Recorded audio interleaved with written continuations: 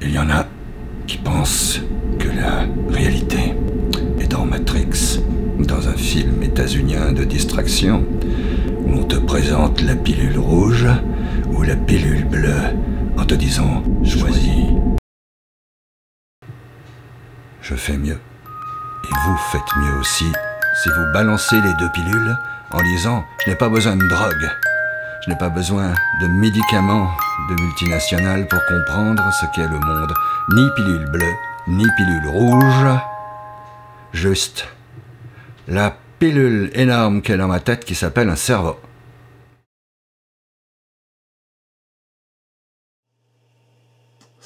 Salut, les amis de la vérité.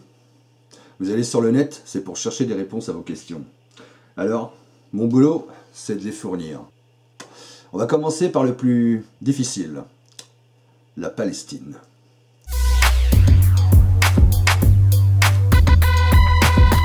Il y en a beaucoup à l'extrême droite, c'est sûr, mais il y en a un petit peu partout. Ils sont incapables de traiter du problème palestinien. Alors moi, je vais vous donner un vade-mecum de lutte pro-palestinienne. Comment vous pouvez défendre la Palestine sans tomber dans les pièges tendus de tous les côtés par les imbéciles, les ignorants, les sectaires, les manipulateurs.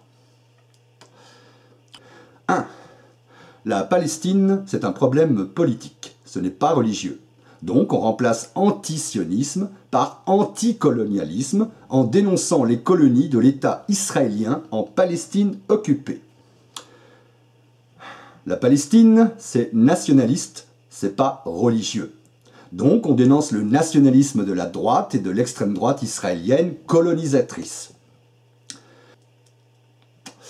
4e point, la Palestine, c'est économique, pas religieux. Donc on dénonce les coûts exorbitants de l'occupation militaire de la Palestine par l'État d'Israël, le coût exorbitant des routes de contournement, le poids des dépenses militaires, d'où on peut dénoncer le gouvernement israélien ultralibéral et défendre les 20% d'Israéliens pauvres.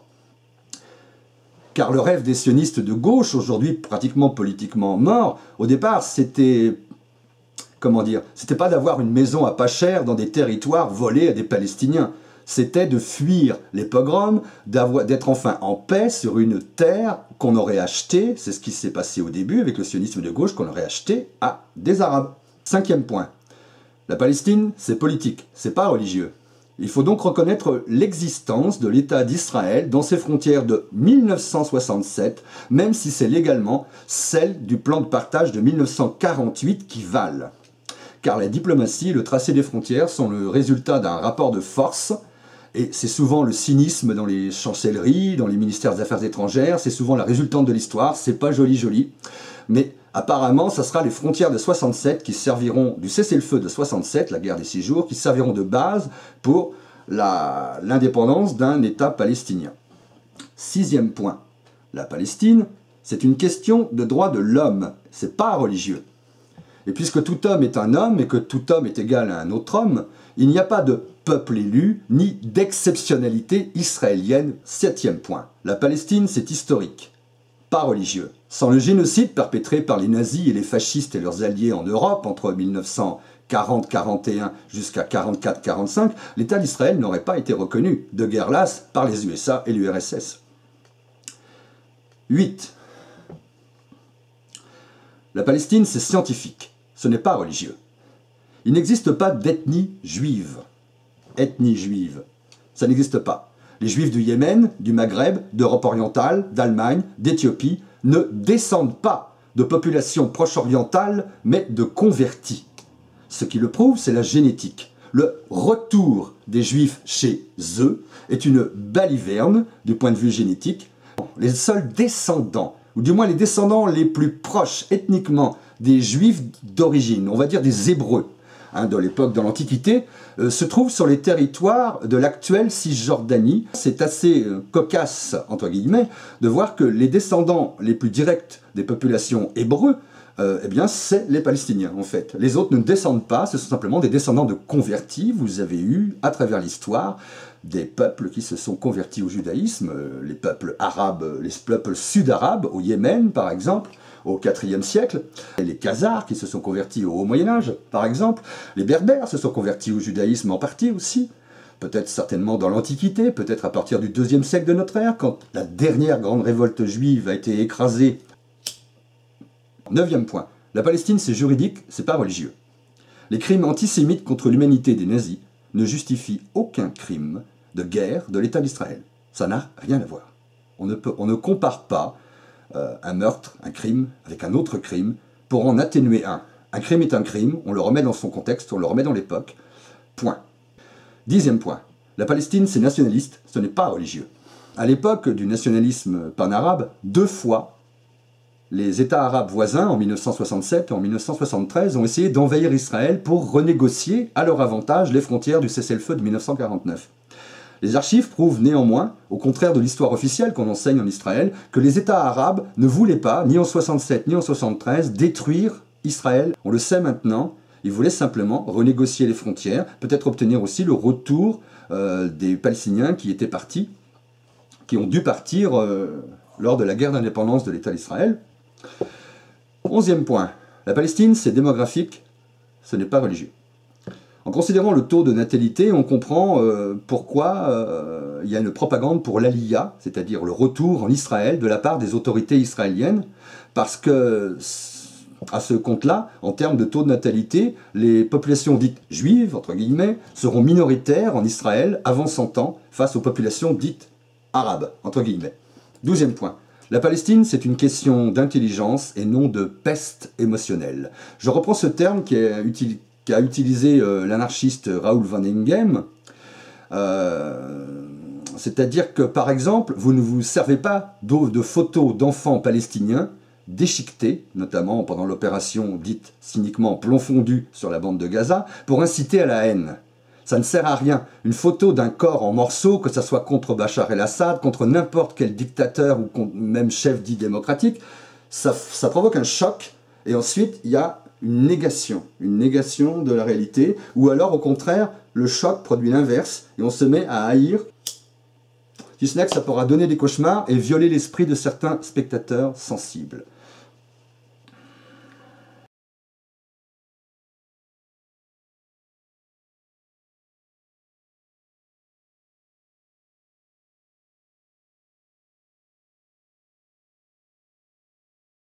Treizième point. La Palestine, c'est anticapitaliste, c'est pas religieux. Donc, on boycotte les produits qui sont faits dans les colonies, mais on s'enquiert de savoir si ces entreprises embauchent des Palestiniens pour ne pas augmenter le nombre de chômeurs palestiniens. Parce que ça qui est un peu difficile à... Il y a eu une campagne de boycott contre une société israélienne qui était installée donc en Palestine, et j'ai bien fait remarquer aux potes, j'ai dit attendez, 90% de leurs employés étaient palestiniens, ils les traitaient aussi bien qu'en Israël, ils appliquaient les mêmes droits, pas de distinction, ils prétendaient faire du social d'ailleurs, enfin, l'entreprise a renoncé, elle est partie, 250 chômeurs, bravo. Donc finalement, vous voyez, des bonnes actions de boycott peuvent mener à des désastres sociaux. Vous me direz, c'est un désastre moins désastreux que l'occupation d'un pays, sa division en petits confettis, séparés par des routes, par des checkpoints un peu partout, etc. etc. Mais il faut bien mesurer que chaque fois que vous faites une bonne action, que vous pensez être un militant bien, toute bonne action peut avoir des conséquences néfastes. On plaide aussi pour un partage, par exemple, du gaz offshore, c'est-à-dire en mer, qui se trouve entre la bande de Gaza et Israël, et on plaide pour que cette ressource, la bande de Gaza n'a absolument pas les moyens de construire évidemment des plateformes pétrolières, on plaide pour que ça soit partagé. Et je pense que même, vu l'étendue du champ d'hydrocarbures, le Liban pourrait y avoir droit aussi, peut-être Chypre aussi, mais tout simplement, pourquoi Israël se mettrait à s'approprier quelque chose qui appartient aussi aux Gazaouis? Donc voilà. On plaide aussi pour la fin du blocus, toujours de la bande de Gaza, qui interdit de pêcher pour les pêcheurs gazaouis. Il faut partager la ressource halieutique, c'est-à-dire ce qu'on tire de la mer.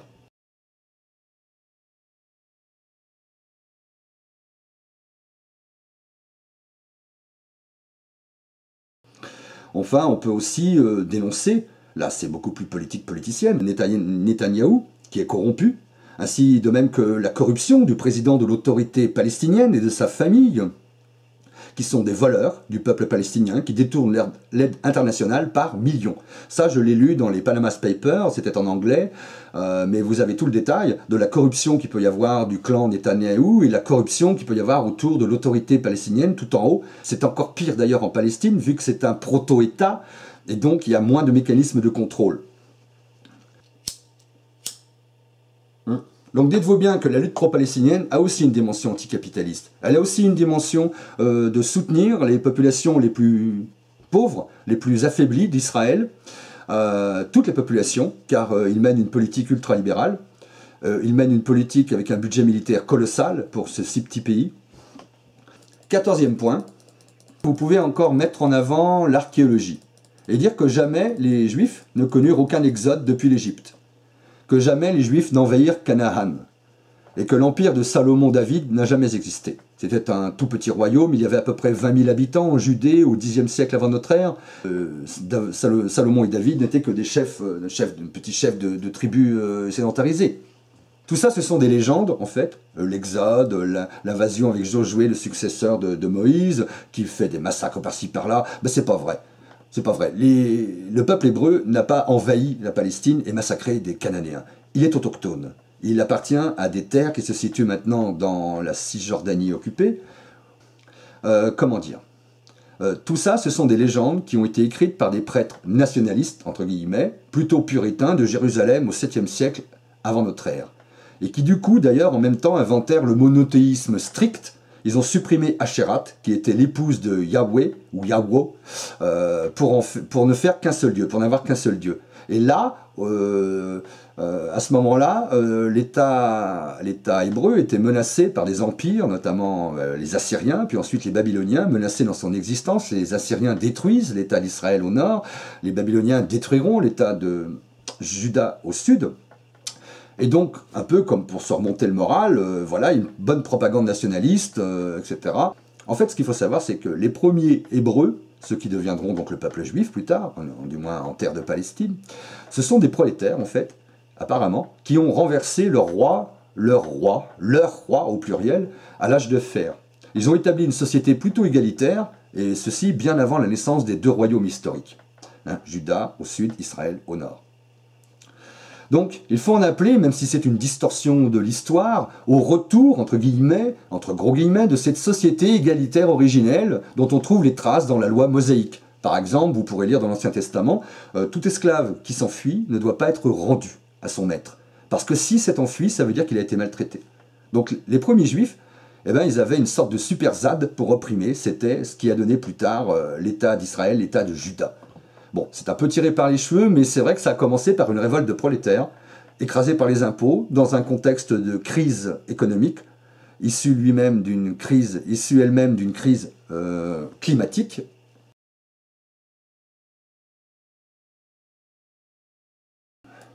Alors, 15e point, eh bien, qu'est-ce qu'on peut faire ? On peut soutenir le plan de partage qui a été négocié entre Israël et l'autorité palestinienne, dans les années 90, mais sans se faire plus intelligent que les diplomates de ces deux pays.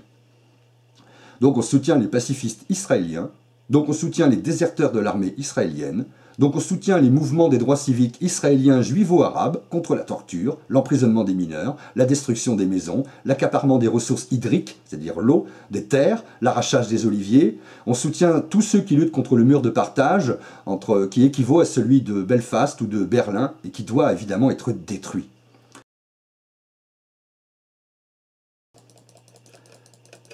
Alors là, je vais être non conforme. Au vu maintenant de ce qui se passe depuis que je suis né quand même, il y a eu pas mal d'épuration ethnique, et on peut dire que le XXe siècle est le siècle de l'épuration ethnique. Je ne crois pas que vous pouvez faire des frontières selon des États-nations. Ça ne marcherait pas dans des pays qui ont énormément d'ethnies. La Chine, la Russie, la Birmanie, Myanmar maintenant, on dit Myanmar, l'Inde bien sûr, l'Iran. Vous croyez qu'il n'y a que des Iraniens en Iran? Oui, il y a peut-être que les Iraniens, c'est marqué sur leur passeport. Mais on ne peut pas tracer comme ça des frontières, les populations sont beaucoup plus mêlées que ça, c'est la rançon de l'histoire, le mot rançon ne convient pas, c'est tout simplement l'histoire. Les pays purs éthiquement n'existent pas, ça n'a aucun sens. Donc, je vais donc plaider pour un État unique, l'Israël-Estine, ou la Palestina, comme vous voulez, ou appelez-le d'un autre nom. Un État unique qui serait fondé sur le modèle des cantons suisses ou des cantons du Rojava, qui est l'actuelle fédération de Syrie du Nord, qui n'est pas un État reconnu, mais qui est presque un quasi-État. Et s'ils veulent se séparer, au moins, il y aura des cantons plutôt juifs, des cantons plutôt musulmans, plutôt chrétiens, et puis aussi des cantons mixtes de gens qui ne veulent pas mettre la religion au premier plan. Et puis, petit à petit, c'est vrai que une Palesraël ou une Israélestine cantonale, fédérée, bonjour les limites des cantons. Hein. Et puis évidemment, il va falloir démanteler des colonies, beaucoup,